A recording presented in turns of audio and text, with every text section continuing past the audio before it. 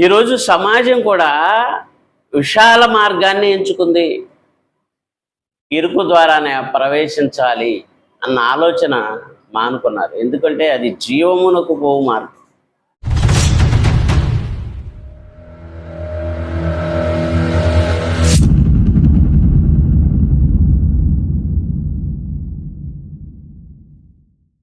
మీలో కొంతమంది కూడా ఆలోచన రావచ్చు, అక్కడ ఎక్కువ మంది వస్తున్నారు, ఇక్కడ ఏంటి కొంచెమే ఉన్నారు, ఇది కరెక్టా కాదా అన్న ఆలోచన మీకు రావచ్చు. కానీ దీన్ని కనుగొని వారు కొద్ది మందే అన్నాడు. చూసారా, యేసుక్రీస్తు రాజ్యములో ఆయన రాజ్యం యొక్క పాలన ఎంత బాగుంటుందో ఈరోజు ఏ మనిషికి అర్థం కాలేదు. ఈ భూమి మీద ఎన్ని రాజ్యాలు ఉన్నాయి? 2 రాజ్యాలు ఉన్నాయి. ఒకటి సాతాను రాజ్యం, 2 యేసు రాజ్యం. 2 యేసు రాజ్యం అని 2వ స్థానం ఎందుకు ఇచ్చానంటే, ఎక్కువ మంది ఎవరు రాజ్యంలో ఉన్నారు? మీద అధికారాలన్నీ దేవుడిచ్చేయనా? దేవుడిచ్చే అయితే మరి సాతానికి దేవుడే అధికారం ఇచ్చాడా? మనుషులు ఇచ్చారా? ఈ లోక రాజ్యాలన్నీ నాకు అప్పగింపబడింది అంటుంది సాతాను. ఎవరిచ్చారు? దేవుడిచ్చాడా? నువ్వు రాజ్యం చేయని అంటాడా దేవుడు సాతానుతో? మనుషులు ఇచ్చారు. దేవుడు రాజుగా ఉంటాను, నేనే మీకు రాజుగా ఉంటాను, తండ్రిగా రాజుగా నేను ఉంటాను, మీకేది కొదువు ఉండదని చెప్పాడు. వాళ్ళు ఏమనుకున్నారంటే, ప్రజలు లోక మర్యాద చొప్పున మాకు ఒక రాజు కావాలంటే, రాజు వస్తే ఏమవుతుంది? బానిసత్వం. ఇప్పుడు యేసు రాజ్యం ఉంది భూమి మీద, సాతాను రాజ్యం ఉంది. ఈ సాతాను బంధకాల్లో ఉన్న వారిని కొంతమందిని యేసు రాజ్యంలోకి వచ్చారు. అందరూ రాలేదు. అందరూ వచ్చారా? కానీ అందరిని పిలిచాడా? కొందరినే పిలిచాడా? సమస్త పాప భారం మోస్తున్న వారులారా నా యొద్దకు రండి, మీకు విశ్రాంతి అన్నాడు. విశ్రాంతి ఎక్కడ? ఈ రాజ్యంలోకి వస్తే విశ్రాంతి? చనిపోయిన తర్వాత నీకు విశ్రాంతి. ఈ రాజ్యంలో ఉండి చనిపోవాలి. ప్రజలు కూడా దేవుడి దగ్గరకు వచ్చిన తర్వాత కూడా ఇరుకు ద్వారాన ప్రవేశించాల్సిన వాళ్ళు దేంట్లోకి వెళ్తున్నారంట? మత్తయి సువార్త 7:14 విశాల మార్గంలోకి వెళ్ళిపోతున్నారు. యేసుక్రీస్తు రాజ్యంలో ఉన్న వారికి కొన్ని పథకాలు ప్రవేశపెట్టాడు. యేసు ప్రభు భూమి మీద రాజ్యాన్ని స్థాపించి పరలోకంలో ఉండేటువంటివి మీకు ఇస్తాను అని అన్నాడు.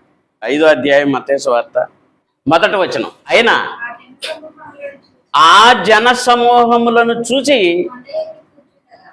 కొండ ఎక్కి కూర్చుండగా ఆయన శిష్యులు ఆయన యొద్దకు వచ్చిరి. అప్పుడు ఆయన నోరు తెరిచి ఇలాగు బోధింపసాగిన. బాగా వినాలి. ఆయన శిష్యులు, జన సమూహం వచ్చింది. సమూహం అంటే లెక్కించలేము. జన సమూహము, శిష్యులు ఆయన యొద్దకు వచ్చారు. ఆయన కొండ మీద కూర్చోండి ప్రసంగం చేస్తున్నాడు. ఇప్పుడు యేసు ప్రభు వారు తన రాజ్యంలో రాజ్య నివాసులుగా ఉండబోయే వారికి ఇంకా స్థాపించలేదు. ఇక ఆయన చనిపోవటంతోనే పేతురు గారి ప్రసంగం ద్వారా రాజ్య స్థాపన జరిగింది. దేవుని రాజ్యం బలముతో వస్తుంది మీ మధ్యకి అన్నాడు. బలంతో అంటే ఎంతమంది? 3000 మందితో వచ్చింది. దేవుని రాజ్యం ఒకవేళ రాలేదు అని, యేసు రాజుగా వస్తాడు అని వీళ్ళ పాటలో నిజమైతే, మరి పేతురు గారి ప్రసంగంలో 3000 మంది చేర్చబడ్డారు. ఇది తప్పు అయిపోద్ది. అది జరిగింది. ఇప్పుడు ఎవరిది తప్పు చెప్పండి?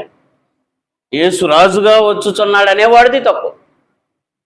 అందుకే బైబిల్ మీరు స్పష్టంగా బాగా చదవాలి. బైబిల్ యేసు రాజ్యంలో ఉన్నావంటే నువ్వు చాలా జ్ఞానవంతుడు అయి ఉండాలి.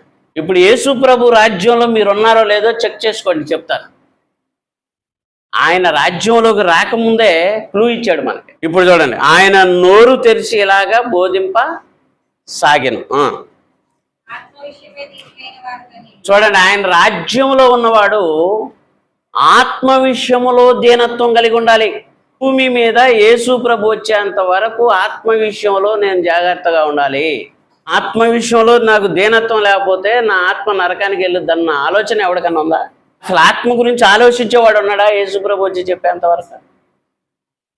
శరీరాన్ని గురించి ఆలోచిస్తున్నారు కనుక అందరూ శరీరానుసారంగా బ్రతుకుతున్నారు. ఆయన పిల్లలు, భక్తులు కలిగిన వాళ్ళే కొద్దిగా దేవుని వైపు తిరిగి మేము దేవుడు చెప్పినట్టుగా బ్రతకాలని కొద్దిమంది ఆనాడు ప్రవక్తలు బతికారు. లో కొంతమంది బతికారు. ఆత్మ గురించి వాళ్ళకి ఒక అవగాహన లేని వాళ్ళకి చెప్తున్నాడు. ఆత్మ విషయమై దీనులైన వారు ధన్యులు, పరలోక రాజ్యం వారిది అంటున్నాడు. చూడండి, ఇప్పుడు ఎవరిది పరలోక రాజ్యం? పరలోక రాజ్యం అని అంటే భూమి మీద ఉంది. అది రాజు యేసు ప్రభు రాజ్యం. మనం అదే సంఘం. సంఘంలో ఉన్న ప్రతి మనిషి ఆత్మ విషయమై దీనత్వం కలిగి ఉండాలి. ఏ సంఘంలోనైనా ఆత్మ విషయంలో దీనత్వం కలిగి బ్రతుకునేవాడిని చూపించగలరా? ఆనాడు శాస్త్రులు పరిచయులు ఈ మాటలు చెప్పవలసిన వాళ్ళు, వారు చెప్పారు కానీ వాళ్ళు చేయలేదు. ఈరోజు బోధకులు ఇవి చెప్పాల్సింది పోయి ఏం చెబుతున్నారు సంఘాల్లో అంటే, నువ్వు ఆశీర్వదింపబడతావు, అబ్రహామును ఆశీర్వదించిన దేవుడు నిన్ను ఆశీర్వదిస్తాడు అని అంటున్నాడు.